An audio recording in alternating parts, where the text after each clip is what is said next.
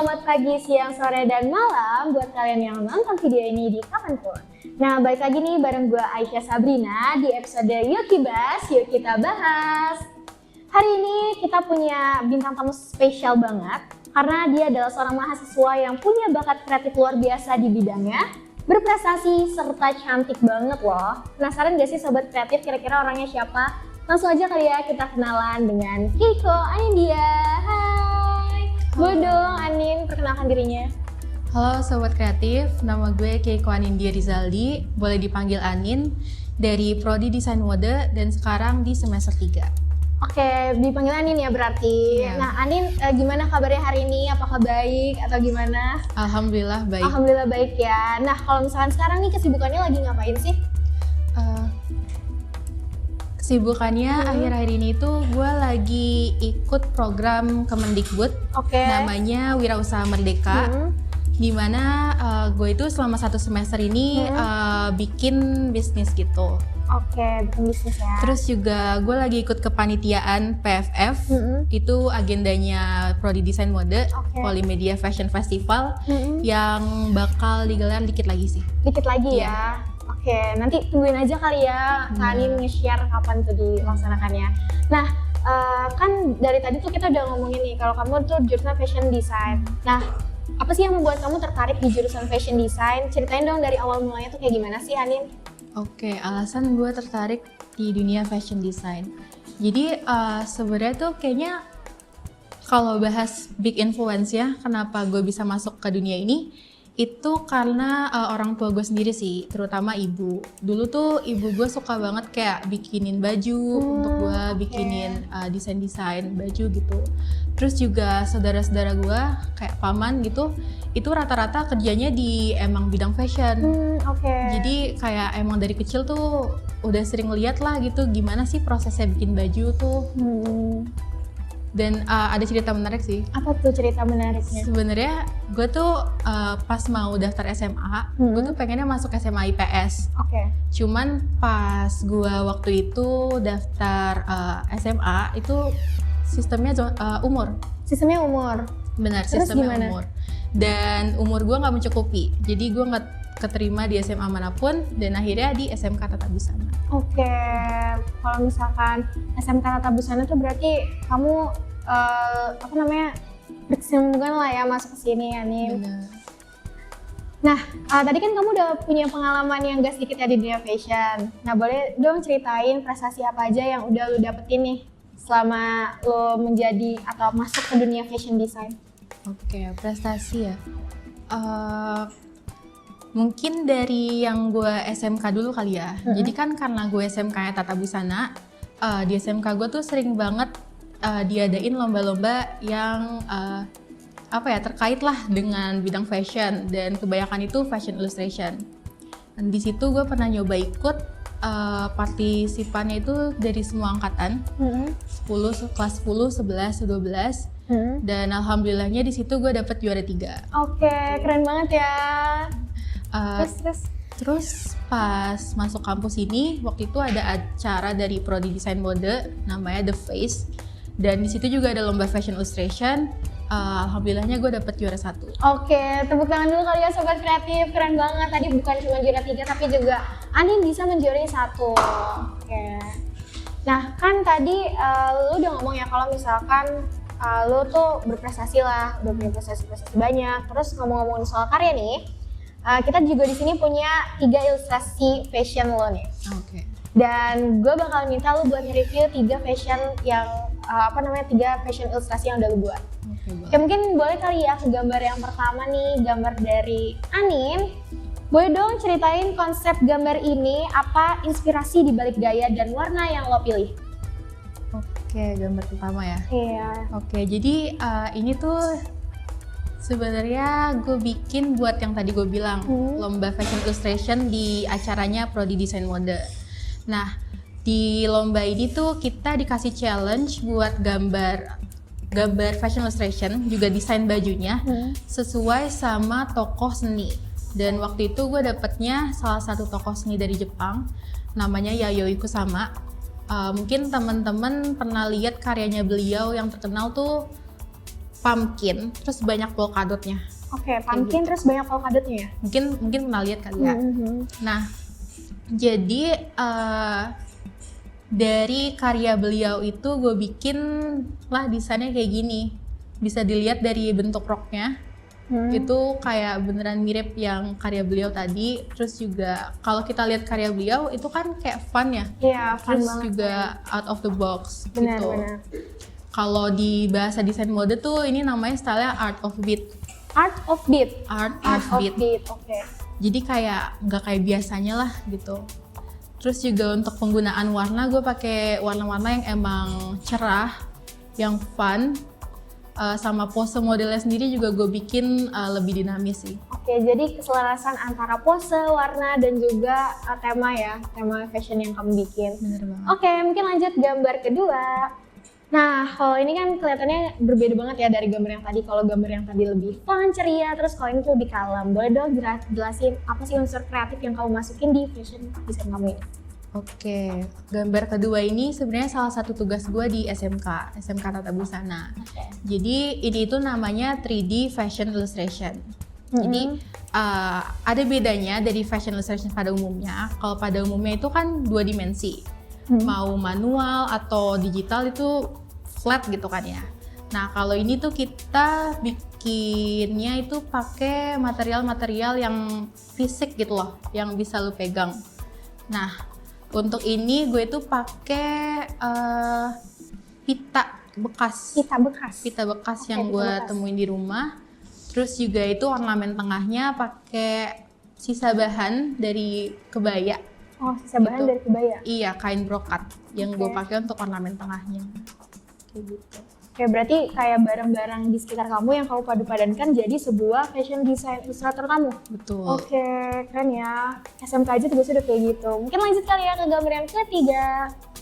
Nah, boleh dong jelasin apa sih kamu gambarnya tuh untuk apa, tujuannya tuh apa, dan kayak gimana? Boleh dong ceritain. Oke, jadi gambar yang ketiga ini mungkin agak lebih nyentrek ya.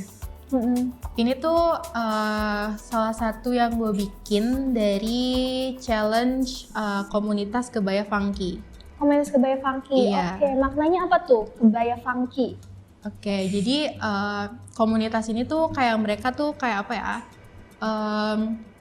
nge-campaign kebaya-kebaya yang kayak funky, yang pop gitu, pop art gitu. Oke. Nah, waktu itu challenge-nya itu adalah bikin kebaya funky tapi sporty.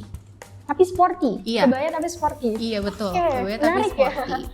Nah, makanya di desain itu bisa dilihat atasannya emang kebaya, tapi bawahannya gue bikin kayak celana training, celana atlet, tapi lebih fun gitu loh. Bisa dilihat banyak ornamennya. Iya, benar-benar. Itu Terus- berarti training ya? Iya, Oke. kayak celana olahraga, tapi gue bikin kayak banyak apa ya? Banyak playful lah gitu. Oh iya, playful. Vitality juga. Bener banget. Terus juga dari warnanya gue pakai yang emang warna-warna yang cerah. Oke. Oke, menarik ya. Hebat banget Keiko. Ini Makasih. dia. Nah, dari tadi kan kita udah ngeliat nih, ternyata sedetail itu loh kamu mengkonsepkan sebuah fashion design. Nah, ngomong-ngomong soal fashion nih, menurut kamu sendiri fashion itu apa sih? Menurut gue fashion itu ya, menurut gue fashion itu bukan sekedar pakaian atau aksesoris sih, tapi fashion itu kayak bisa jadi media buat lo untuk mengekspresikan diri lo gitu. Karena kayak dari fashion tuh lo bisa apa ya, nge-ekspresiin, nge-komunikasiin value-value yang ada di diri lo gitu loh. Oke. Terus juga dari fashion tuh lo bisa apa ya, bisa campaign kebudayaan lokal, kayak misalkan lo pakai batik, pakai tenun. Benar. Jadi pokoknya dia fashion itu bukan sekedar pakaian lah, tapi media untuk lo mengekspresikan diri, mengkomunikasikan diri lo. Benar. Apalagi kan sekarang juga kalau misalkan hari-hari besar di Indonesia, biasanya mahasiswa tuh bisa pakai kebaya atau kain, itu termasuk yang style juga nggak sih? Iya betul. Untuk mempromosikan budaya bangsa Indonesia juga ya, Betul. bukan cuma budaya luar. Betul. Apalagi akhir-akhir ini kayaknya banyak juga deh yang kayak pakai pakai batik buat ada apa sehari-hari ke kampus. Iya Jadi benar-benar banyak juga. ya kan? Iya. Gitu. Jadi kayak nggak harus acara-acara besar aja. Gimana lah cara kamu mendeskripsikan diri kamu lewat fashion style ya? Betul. Oke. Nah, ada nggak sih tips atau trik yang bisa kamu kasih nih ke sobat kreatif yang ada di rumah untuk menemukan gaya yang sesuai atau cara styling yang simple? Mungkin untuk ke kampus atau berpergian. Cara styling ya, menurut gue kayak kalau zaman sekarang gampang sih kalau misalkan lu mau cari tahu nih style fashion lu tuh kayak gimana. Apalagi gue yakin pasti banyak nih yang teman-teman yang punya Pinterest atau Instagram. Nah, dari sosial media itu tuh kalian bisa lihat-lihat inspirasi, terus juga dari berbagai mix and match gitu kan orang suka. Jadi lo bisa sih ngambil inspirasi dari situ. Terus juga dari yang lo lihat itu, coba deh lo terapin gitu, lo coba gitu. Ntar lo analisis nih kira-kira yang mana yang cocok, yang mana yang enggak. Gitu. Intinya coba aja sih, eksperimen. Ya jadi jangan cuma nyari-nyari doang ya, tapi juga realisasikan gitu loh di dunia nyata. Siapa tahu fashion tersebut tuh cocok gitu loh sama kalian. Bener gak sih, Ani? Betul banget. Oke, nah kita lanjut kali ya yang keseru-seruan. Nah sekarang kita bakalan main game Pilih Mana. Jadi nanti gue bakal kasih Anin 2 pilihan dan Anin bisa milih antara 2 pilihan tersebut, oke? Oke, kali langsung aja kita mulai ya. Yang pertama adalah mendesain baju untuk fashion show besar atau bikin koleksi pribadi yang sesuai sama diri kamu sendiri? Bikin koleksi buat fashion show besar sih. Bikin koleksi untuk fashion show besar. Oke, lanjut pertanyaan kedua ya. Mengerjakan tugas desain sampai larut malam atau bangun pagi-pagi buta buat cari inspirasi di luar? Bangun pagi-pagi buta sih. Oke, orangnya morning person ya ternyata si Anin ini. Oke. Lebih suka vintage fashion atau ikutin fashion sesuai tren? Vintage fashion. Vintage fashion, oke. Menggambar ilustrasi fashion di kafe yang ramai atau di tempat yang sunyi banget? Di tempat yang sunyi banget. Di tempat yang sunyi banget. Kerja tim buat ngerjain proyek besar atau solo project biar bebas berekspresi? Kerja tim sih. Kerja tim, oke, udah selesai gamenya. Dan mungkin kita bakal lanjut ke Anin, bakal menjelaskan satu-satu kenapa sih dia memilih pilihan tersebut.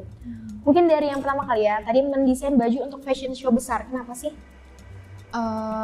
Mungkin karena dari yang gue bilang sebelumnya, gue tuh ada pengalaman di SMK, jadi kita itu ada PKL 6 bulan di salah satu butik, namanya butik Oscar Lawalata Culture, kalau mungkin teman-teman tahu. Nah di sana itu gue pernah ikutan partisipasi ke exhibitionnya mereka. Jadi mereka itu ngadain exhibition di Museum Nasional, yang dimana di exhibition itu ada fashion show juga. Gitu. Jadi dari pengalaman itu gue ngerasa kayak ternyata seru juga ya acara fashion show tuh, walaupun emang di backstage-nya hektik banget, tapi lo tuh benar-benar ketemu berbagai macam orang gitu loh, dari artis, terus fashion designer terkenal juga. Jadi kayak fun banget sih, dan experience yang bagus banget lah buat diri lo.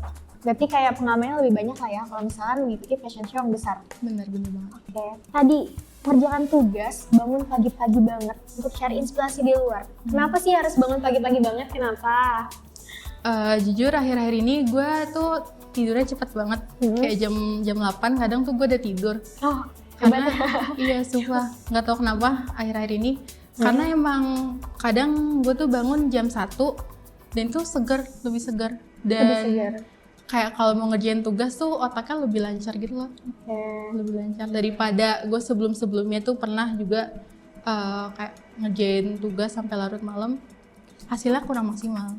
Bener sih, berarti harus jaga tidur juga lah ya supaya badan juga kita fresh di pagi-pagi, bener gak sih Ani? Banget. Nah tadi lebih suka vintage fashion atau ikutin fashion sesuai tren, dan lo milihnya vintage fashion. Kenapa harus vintage fashion? Oke. Gue pilih vintage fashion karena rata-rata fashion di era itu tuh timeless. Jadi kayak ada banyak fashion item yang kayaknya mau sampai kapanpun bakal tetap ada deh. Contohnya kayak jeans gitu kan. Iya benar-benar. Mau sampai kapanpun itu kan orang pasti bakal tetap pakai.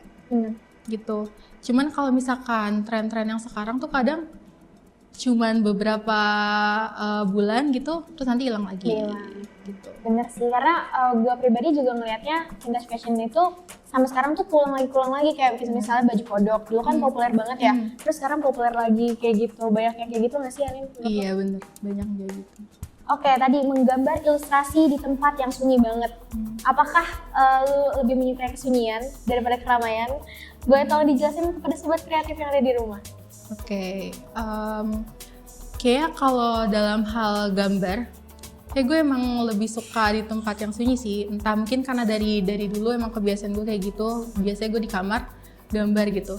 Karena apa ya, lebih bisa fokus sih. Lebih bisa fokus ya. Kalau di tempat ramai tuh susah banget fokus gak sih? Ke distract segala macam hal ya. Ke distract. Tapi lu sendiri bisa gak sih ngegambar di tempat yang ramai? Bisa-bisa aja sih, apalagi kalau misalkan emang apa ya, misalkan gue ngejar tugas nih, saya kan fokus tuh, bisa aja sih sebenarnya. Oke, tadi pertanyaan terakhir ya, kerja tim buat ngerjain project besar atau solo project biar bebas berekspresi? Jadi milihnya apa nih? Kerja tim. Kerja tim, kenapa kerja tim?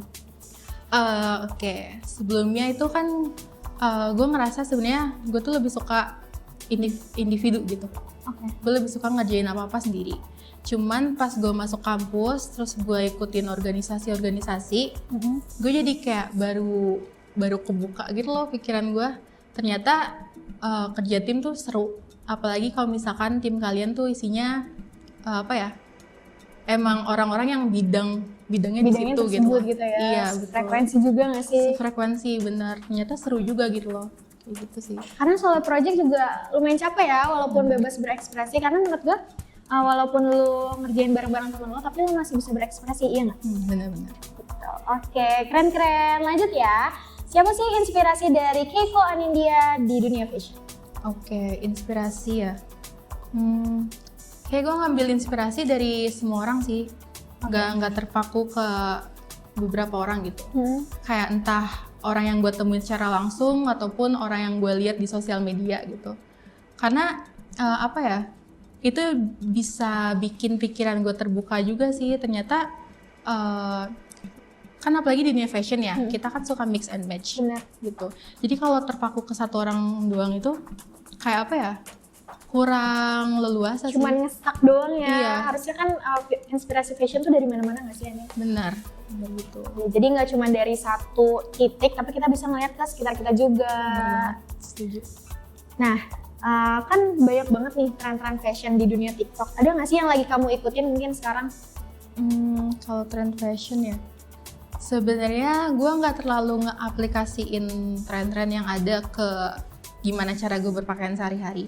Karena jujur mostly gue tuh lebih suka pakai fashion item yang timeless, yang emang apa ya, yang simple gitu, yang casual gitu.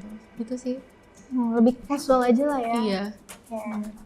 Kedepannya nih, lo lebih tertarik jadi fashion designer atau mungkin ada rencana lain nih, lo pengen kerja jadi apa kayak gitu selain fashion designer?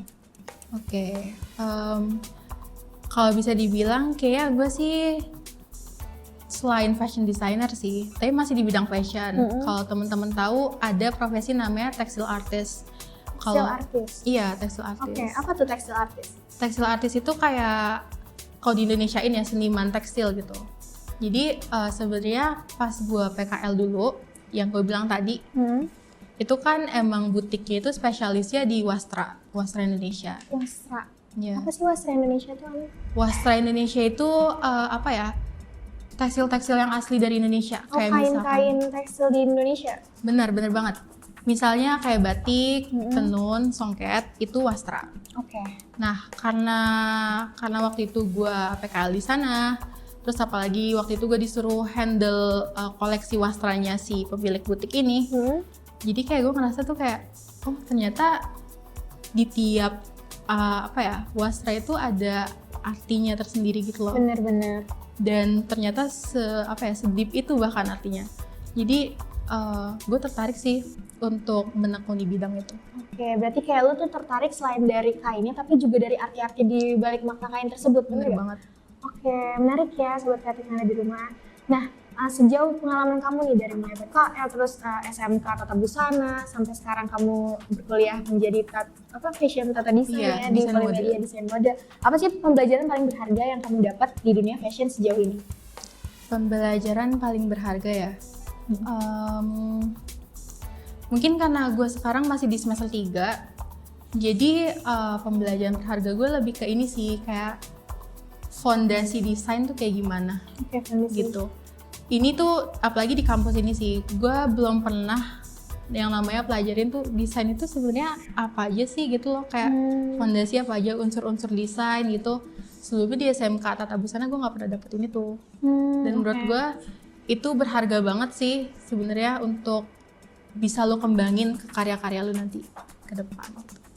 Fondasi yang penting banget lah biar apa ya? Biar lu bisa explore tapi ada dasar ya gitu. Bener-bener nggak cuma sembarang explore tapi ada dasarnya ya. Bener-bener. Nah, seru banget nih buat jawabannya ya.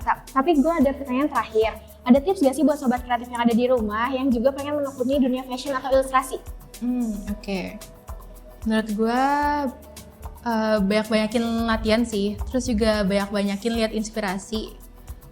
Lu bisa coba di aplikasi Pinterest itu. Gue yakin pasti banyak anak-anak yang emang menekuni bidang desain pasti punya sih aplikasi itu, dan lo juga pasti suka scroll-scroll, lihat-lihat.